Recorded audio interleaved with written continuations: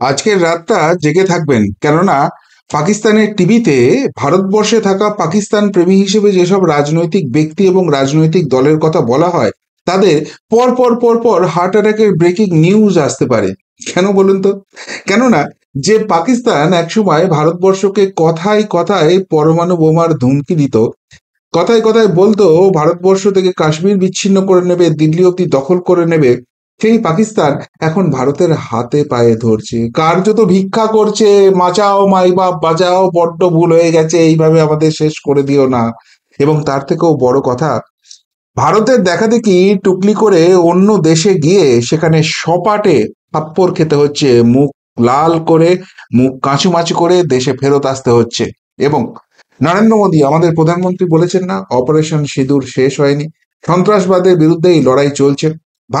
ভারতীয় সেনা সরাসরি কিছু করছে না, কিন্তু পাকিস্তানে যেই একটু বেগরবাই করছে, আননোন ম্যান অ্যাকশনে নেমে পড়ছে।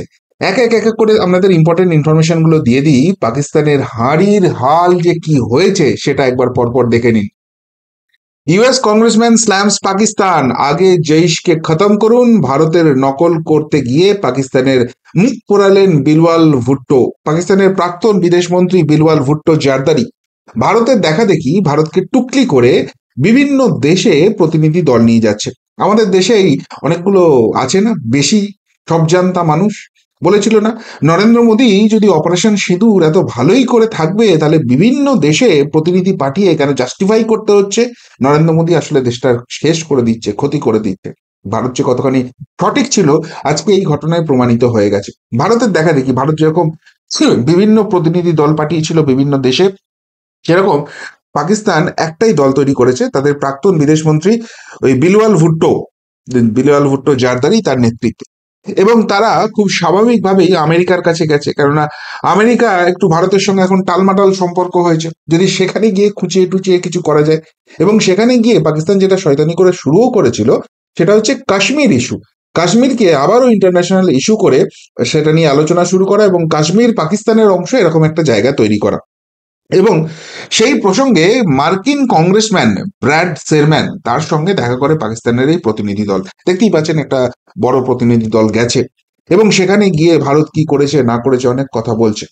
তখন এই মার্কিন কংগ্রেসম্যান ব্র্যাড শেরম্যান থামিয়ে দেয় বিলওয়াল ভুট্টোকে, বলে দাঁড়ান, চুপ করুন আগে। আপনারা যে বড় বড় কথা বলছেন, জৈশ ই মোহাম্মদ নিয়ে আপনাদের কি কাজ আছে? জৈশ ই মোহাম্মদকে খতম করার জন্য আপনারা কি করছেন? যেই এই কথা বলে না, বিলওয়াল ভুট্টো পুরো কাঁপতে শুরু করে, আর কোনো মুখ দিয়ে কথা বেরোচ্ছে না। কেন হঠাৎ করে এই জৈশ ই মোহাম্মদকে টার্গেট করছেন ব্র্যাড শেরম্যান? আসলে তিনি যে নির্বাচনী ক্ষেত্র থেকে নির্বাচিত হন সেইখানে মার্কিন সাংবাদিক ড্যানিয়েল পার্ল, আপনাদের অনেকেরই নিশ্চয়ই মনে থাকবে 2002 সালে তাকে হত্যা করা হয়েছিল, নৃশংসভাবে গলা কেটে তাকে হত্যা করা হয়েছিল। তার পরিবার এই ব্র্যাড শেরম্যানের নির্বাচনী ক্ষেত্রে থাকেন। এবং এই ড্যানিয়েল পার্লকে যে হত্যা করেছিল সে হচ্ছে এই জৈশ ই মোহাম্মদের অন্যতম মাথা আব্দুল রউফ আজার। তো ভারত যখন অপারেশন সিঁদুর চালাচ্ছে, পাকিস্তানের যারা যারা জঙ্গি সন্ত্রাসবাদী লুকিয়ে আছে এক এক এক এক করে টার্গেট কিলিং করছে, তাদেরকে এত ভারতীয় সেনাবাহিনী ভারতীয় বিমান বাহিনী গিয়ে টার্গেট করে পুরো ধ্বংস করে দিচ্ছে, সাধারণ মানুষের কোনো ক্ষতি করছে না। তো সেইখানে এই আব্দুল রউফ আজহার সে খতম হয় এবং এই খতম হয়ে যাওয়ার পর তাকে আবার রাষ্ট্রীয় মর্যাদায় পাকিস্তান তাকে তার শেষকৃত্য সম্পন্ন করে। মানুষের মৃত্যুর পর কিছু বলার নেই, কিন্তু যে জঙ্গি সে জঙ্গি, তার মৃত্যুর পরও তাকে কোনো ছাড়ছুড়ের ব্যাপার নেই। তো এখন মার্কিন মানে ইউনাইটেড স্টেটস তারা যদি বলে এটার বিরুদ্ধে কোনো কথা বলে, ব্র্যাড শেরম্যান খুব ভালো করে জানে তার নির্বাচনী ক্ষেত্রের পুরো ফলাফল উল্টে যাবে। যে ভাই, আমাদের দেশের সাংবাদিককে যারা হত্যা করেছিল তাদেরকে তোমরা কিছু করতে পারোনি, ভারত গিয়ে তাদেরকে সাহায্য করেছে, যে হত্যা করেছিল তাকে নিকেশ করে এসছে, আর সেই নিয়ে ভারতের বিরুদ্ধে কথা বলছো। ফলে পাকিস্তান যখন আমেরিকাতে গেছে ভারতের বিরুদ্ধে একটা কনস্পিরেসি তৈরি করতে ভেবেছে, ভারতের সঙ্গে আমেরিকার সম্পর্ক খারাপ, সেটাকে কাজে লাগিয়ে কাশ্মীর ইস্যুকে আবার ইন্টারন্যাশনাল জায়গায় তুলে নিয়ে আসবো, এই নিয়ে ভারতকে চাপে ফেলবো, সেই জায়গাটায় পুরোপুরি জল ঢেলে দেওয়া হয়েছে। এবং পাকিস্তানের যে প্রতিনিধি দল গিয়েছিল তারা মুখ লাল করে মুখ কাঁচুমাচু করে আবার পাকিস্তানে ব্যাক করে চলে এসছে। এই তো গেল ইন্টারন্যাশনাল ক্ষেত্রে। এবার অন্যদিকেও আরো ইন্টারেস্টিং কেস হয়েছে। যখন ভারতের পহেলগাঁওয়ে অ্যাটাক হয় তখন নরেন্দ্র মোদী প্রথম যে সিদ্ধান্তটা নিয়েছিলেন, প্রথম দিনই 4-5টা কঠিন সিদ্ধান্ত নিয়েছিলেন, তার মধ্যে সব থেকে আগে যেটা নেওয়া হয়েছিল সেটা হচ্ছে সিন্ধু জলচুক্তি যেটা আছে সেটাকে স্থগিত করে দেওয়া হয়েছে। অর্থাৎ পাকিস্তানকে সিন্ধু জলচুক্তি অনুযায়ী কোনো জল আর দেওয়া হবে না। যখন আমাদের প্রয়োজন মনে হবে আমরা জল ছাড়বো, তাদের পাকিস্তানে বন্যা হলে হোক, আর যখন ইচ্ছা হবে আমরা জলটা আটকে রেখে দেবো। এই জওহরলাল নেহরু চুক্তি করে গেছে এবং সেই জন্য 80% জল পাকিস্তানে চলে যাবে আর ভারতের ক্ষতি হবে, ওই জিনিস আর হবে না। তো তখন অনেকেই বলেছিলেন যে এটা আর কি করলো নরেন্দ্র মোদী, 56 ইঞ্চি ছাতি কোথায় চলে গেল, জল বন্ধ করে আর কি হবে, জল বন্ধ করলে যে কি হয় সেইটা এখন পাকিস্তান হাড়ে হাড়ে টের পাচ্ছে। পায়ে পড়ে যাওয়ার মতো পরিস্থিতি, সিন্ধুর জল পেতে ভারতকে চারটে চিঠি পাকিস্তানের, পাকিস্তানের যে জলমন্ত্রক রয়েছে তার যে প্রধান সচিব রয়েছে, চারবার ভারতবর্ষকে চিঠি পাঠিয়েছে। কেন? কেননা পাকিস্তানে কার্যত এই জল নিয়ে গৃহযুদ্ধ পরিস্থিতি শুরু হয়ে গেছে। সেখানকার যারা স্থানীয় নেতা মন্ত্রী রয়েছে তাদের বাড়িতে রীতিমতো লোকজন হামলা করে দিচ্ছে। কেননা খাবার জলটুকু অব্দি তারা পাচ্ছে না। ভারতবর্ষ যেহেতু জল ছাড়ছে না, তাদের অবস্থা এতখানি খারাপ হয়ে গেছে। এবং শুধু তাই নয়, এই জল না ছাড়ার ফলে পাকিস্তানের যে কৃষিকাজ আছে তার 80% ডিপেন্ড করেছিল এই সিন্ধু নদের জলের উপরে। ভারতের ভারতের সেই জায়গাটা তারা পেয়ে বসেছিল। ভারতের সঙ্গে এর আগে যতবার সম্পর্কের অবনতি হয়েছে এই জায়গাটায় ভারতবর্ষ হাত দেয়নি, কিন্তু ঠিক জায়গাটায় টাইট দিয়ে দিয়েছেন নরেন্দ্র মোদী। আর পাকিস্তান খুব হুঙ্কার ছেড়েছিল না যে সিন্ধু নদ দিয়ে হয় জল বইবে, না হলে ভারতীয়দের রক্ত বইবে। বক ভারতীয়দের রক্ত, কত হিম্মত আছে পাকিস্তানের। সেই জায়গাটা নরেন্দ্র মোদী টাইট করে দিয়েছেন। এবার পাকিস্তান যেরকম পায়ে পড়ছে, তাহলে ভারতবর্ষ কি এবার গলে যাবে? এবার কি সিন্ধু জলচুক্তি যে স্থগিত ছিল সেটাকে তুলে নেবে এবং যেরকম আগে জল দিচ্ছিল সেই জল দিয়ে দেবে? না, কোন রকম কোনো তার আশা নেই। কেননা ভারতের যিনি জলসম্পদ উন্নয়ন মন্ত্রী রয়েছেন, সেই সি আর পাটিল সাহেব, তিনি স্বরাষ্ট্রমন্ত্রী অমিত শাহজির সঙ্গে একটা বৈঠক করেছেন এবং বৈঠক করার পর যে কথাটা বলেছেন সেটা হচ্ছে আমাদের বৈঠকের নির্যাস হচ্ছে পাকিস্তান যেন এক বিন্দু, এক ফোঁটা জল না পায় সেটাকে সুনিশ্চিত করতে হবে। সেই জন্য ভারত 3টে পরিকল্পনা করেছে। একটা খুব সামনেই হবে, রিসেন্ট টাইমে হবে সেই রকম একটা পরিকল্পনা, একটা মিড টার্ম পরিকল্পনা, আর একটা হচ্ছে স্থায়ী পরিকল্পনা। এবং তার নির্যাস হচ্ছে আলটিমেটলি পাকিস্তান এক ফোঁটাও জল পাবে না। অর্থাৎ তোরা খরা বন্যা যা হবে তাতে ডুবে মর, তাতে মর, কিচ্ছু এসে যায় না, ভারতের পিছনে লাগবি, ভারতের সন্ত্রাসবাদ করবি, ভারতে এসে ধর্ম জিজ্ঞেস করে করে মারবি, আর তোদের তোয়াজ করে রাখতে হবে, তোদের যা ওষুধ দেওয়ার সেই ওষুধটাই দেওয়া হবে, সেই ব্যবস্থাই করা হবে। এবং সেই দীর্ঘমেয়াদী পরিকল্পনা অবভিয়াসলি ডিসক্লোজ করেননি, কিন্তু যেটুকুনি সাংবাদিকদের জানিয়েছেন সেটা হচ্ছে যে সিন্ধু নদের এখানে ভারতবর্ষের যে পলিটলি পড়ে আছে সেগুলো ক্লিন করা হবে, নতুন খাল তৈরি করা হবে যাতে পাঞ্জাব প্রদেশে পুরোপুরি ঘুরিয়ে দেওয়া যায় এবং সেখানে কৃষিকার্যে সেটা ব্যবহার করা যায়, বাঁধ তৈরি করা হবে, জলবিদ্যুৎ প্রকল্প তৈরি হবে যাতে আরো বেশি করে জলবিদ্যুৎ উৎপাদন হয় এবং সেটাতে বিশেষ করে কাশ্মীরের ইন্ডাস্ট্রিয়ালাইজেশন যেটা আছে সেটা অনেক অনেক ফাস্ট করা যায়। ভারতবর্ষের জল ভারতবর্ষ ব্যবহার করবে এবং সেই জায়গা থেকে যা করার করবে।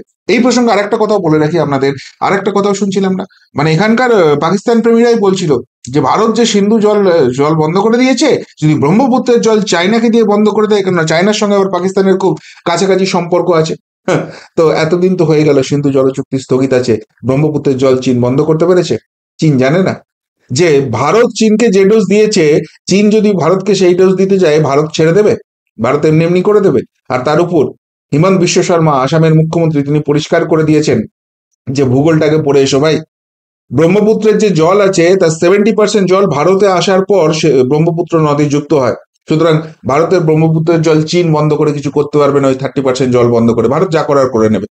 সুতরাং ওইসব দিক থেকে কোনো রকম কোনো প্রবলেম নেই। কিন্তু আলটিমেটলি যে পাকিস্তান এত হুমকি দিত পরমাণু যুদ্ধ হবে, হুমকি দিত সিন্ধু নদ দিয়ে ভারতীয়দের রক্ত বইবে, তারা এখন হাতে পায়ে ধরছে নরেন্দ্র মোদীর, হাতে পায়ে ধরছে ভারত সরকারের, আমাদের জল দাও মোদি বাপ, জল দাও, পানি দাও, নাহলে আমরা না খেয়ে মরবো। কিন্তু সন্ত্রাসবাদ আগে বন্ধ করো। যতক্ষণ পর্যন্ত না সন্ত্রাসবাদ বন্ধ করছো ততক্ষণ এই ডোজই তোমাদের চলবে, পাকিস্তানকে এই ভাষাতেই জবাব দেওয়া হবে। তাতে এই দেশে থাকা পাকিস্তান প্রেমীদের যত দুঃখই লাগুক, যত বুকে ব্যথাই লাগুক, কিছু এসে যায় না। এর পাশাপাশি আরেকটা খুব ইন্টারেস্টিং ঘটনা আজকে ঘটেছে এবং এটা কন্টিনিউয়াস হচ্ছে, কিন্তু অপারেশন সিঁদুরের পর কন্টিনিউয়াস হচ্ছে। যারাই ভারতকে হুমকি দিচ্ছে, ভারতের কোনো রকম কোনো ক্ষতি করার চেষ্টা করছে, কোনো আননোন ম্যান যাচ্ছে এবং তাদেরকে নিকেশ করে চলে আসছে। মাল সাবারও হয়ে যাচ্ছে, কেউ খুঁজেও পাচ্ছে না কোথা থেকে এসে এই সাবারটা হয়ে গেল, কে সাবার করে দিয়ে গেল। আর পাকিস্তানের এখন এমন অবস্থা হয়েছে, ভারতের বিরুদ্ধে মুখ খুলে বলতেও পারছে না যে এই আননোন ম্যান গুলো ভারতই পাঠিয়েছে, লরেন্স বিশনয় গ্যাং পাঠিয়েছে, এইসব কিছু বলার মতো জায়গায় তারা নেই। মানে ওই মার্চে পিছন লাল হয়ে যাচ্ছে, আর মুখ ফুটে একটা শব্দ বলার মতো জায়গাতে নেই। এবং তার রিসেন্ট ঘটনা হচ্ছে পেশোয়ারে ভয়াবহ বিস্ফোরণ, শাহবাজ শরীফের ঘনিষ্ঠ নেতার মর্মান্তিক মৃত্যু। বুঝতে পারছেন, পাকিস্তানের প্রধানমন্ত্রী, তার ঘনিষ্ঠ নেতা, তার দলের নেতা, তার বাড়ি উড়ে গেছে বিস্ফোরণে। বলা হচ্ছে কি হয়েছে না, সেখানে গ্যাস লিক করেছিল এবং সেই গ্যাস লিক করে তার বাড়ি উড়ে গেছে। আচ্ছা ভাবতে পারেন, একজন প্রধানমন্ত্রীর ঘনিষ্ঠতম নেতা, তার তার বাড়িতে গ্যাস লিক করে যাচ্ছে এবং সেটা উড়ে যাচ্ছে, কোন রকম কেউ বুঝতে পারছে না। ওই প্লাস্টিকের প্যাকেটে যেরকম আমরা কিছুদিন আগে দেখেছিলাম পাকিস্তানে গ্যাস সরবরাহ হয়, সেরকম কোনো ব্যাপার হয়েছিল নাকি? উঠে গেল কি করে? আসলে সবটাই ওই আননোন ম্যানের খেল। ভারতবর্ষ যেটা করছে এখন ট্যাকটিক্যাল যুদ্ধ চলছে পুরোপুরি। এবং অপারেশন সিঁদুর যে শেষ হয়নি, পাকিস্তানের সন্ত্রাসবাদকে যতক্ষণ পর্যন্ত না শেষ করা যাচ্ছে, পাকিস্তান যতক্ষণ পর্যন্ত না মাথা নিচু করে থাকছে, ততক্ষণ পর্যন্ত কোনো রেহাই নেই। সেটা যেদিক থেকেই হোক, সেটা আন্তর্জাতিক প্রেশার থেকে হোক, সেটা সিন্ধু জল চুক্তি স্থগিত করে রাখা হোক, বা সেটা এরকম আননোন মেন দিয়ে যারা ভারতের ক্ষতি করতে চাইছে তাদেরকে নিকেশ করা হোক, তার সব ব্যবস্থাটাই হচ্ছে। আসলে পাকিস্তান ভুলে গিয়েছিল এটা নয়া ভারত, এরা ঘরে ঢুকে মেরে আসতে পারে এবং তার কেউ কিচ্ছু একটা চুলো বাঁকা করতে পারবে না। পাকিস্তান ভুলে গিয়েছিল এটা জওহরলাল নেহেরু বা এটা ইন্দিরা গান্ধী বা এটা রাজীব গান্ধীর ভারতবর্ষ নয়। সুতরাং সেই জায়গা থেকে যে ভুলটা, যে যে চরম ভুলটা তারা করে ফেলেছিল পেহেলগাঁও অ্যাটাক করে, তার খেসারত এইভাবেই সুদে আসলে দিতে হচ্ছে। আর ভারতবর্ষের নেতা হিসেবে নরেন্দ্র মোদীর মতো একজন প্রধানমন্ত্রীকে আমরা পেয়েছি, যিনি দেশকে ঠিক এইভাবেই ভালোবেসে এগিয়ে নিয়ে যেতে পারেন। কি বলবেন পাকিস্তানের এই হাঁড়ির হাল দেখে? যদি কিছু বলার থাকে অবশ্যই কমেন্ট বক্সে কমেন্ট করে জানাবেন। এখনকার মতো এখানেই শেষ করলাম, ফেরত আসছি নতুন প্রতিবেদন নিয়ে খুব তাড়াতাড়ি। ভালো থাকবেন, সাথে থাকবেন, পাশে থাকবেন। নমস্কার।